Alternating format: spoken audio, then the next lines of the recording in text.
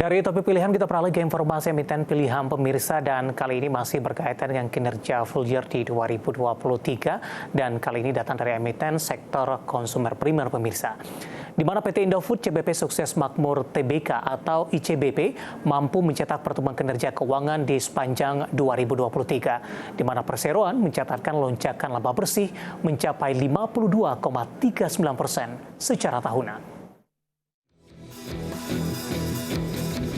Mengutip keterbukaan informasi Bursa Efek Indonesia, PT Indofood CBP Sukses Makmur Tbk berhasil mencatatkan laba tahun berjalan yang dapat diatribusikan kepada pemilik entitas induk mencapai 6,99 triliun rupiah di 2023. Raihan ini melonjak 52,39% secara tahunan dari 4,58 triliun rupiah di 2022. Di tengah kenaikan laba, perseroan mengantongi pendapatan bersih 67,1 triliun rupiah, meningkat 4,8% secara tahunan dari 64,79 triliun rupiah di 2022.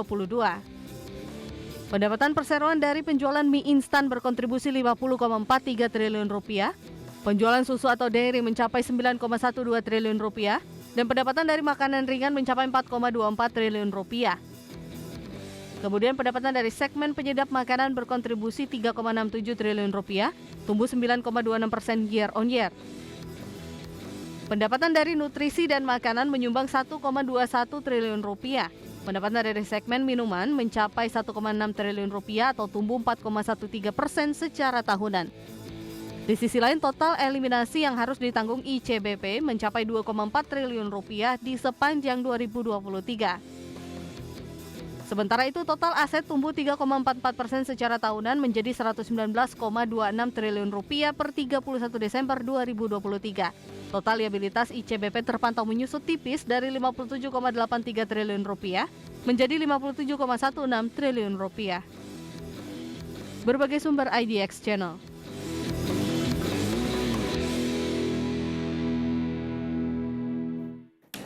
Dan pemirsa, di tengah catatan kinerja positif ICBP di sepanjang 2023, kondisi berbeda terjadi pada teknikal pergerakan sahamnya di sepanjang perdagangan hari ini lebih cenderung mengalami tekanan yang cukup dalam. Dan ternyata capaian kinerja bagus di sepanjang 2023 ini tidak cukup pemirsa.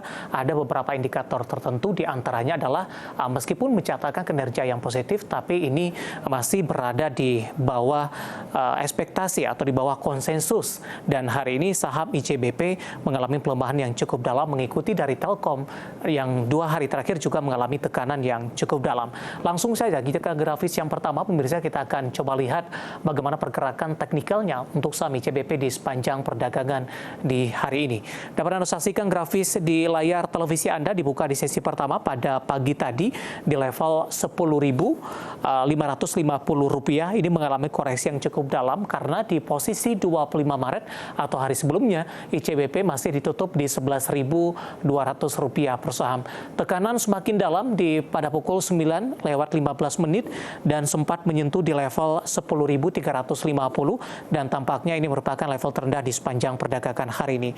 11 lewat 10 menit pelemahan sudah mulai terbatas pemirsa, di mana ICBP bergerak di level 10.900 pada penutupan sesi pertama siang tadi di 10.925 dan pembukaan sesi kedua pelemahan lebih ke arah terbatas di 10.950.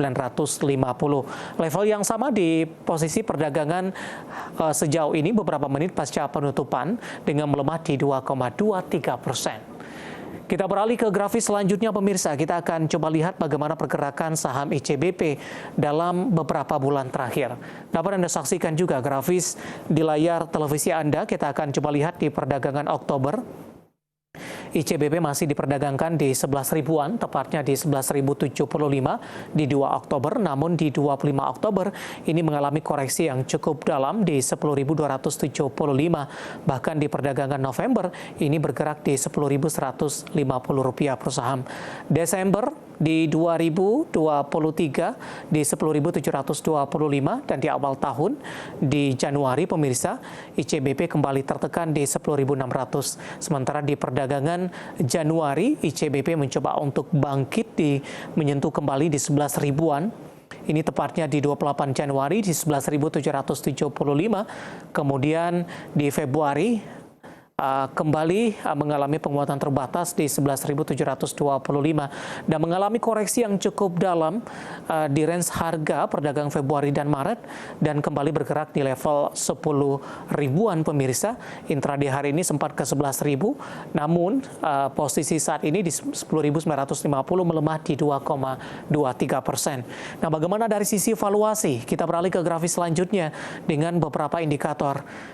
Dari posisi price to earning ratio-nya ada di kisaran di 18,23 kali, sudah di atas 10 kali, kemudian PSR-nya di 1,88 kali, PBV-nya di 3,13 kali, dan PCFR-nya di 10,26 kali. Kombinasi secara fundamental, teknikal, dan juga dari sisi valuasi, dan semoga bisa menjadi salah satu referensi untuk Anda.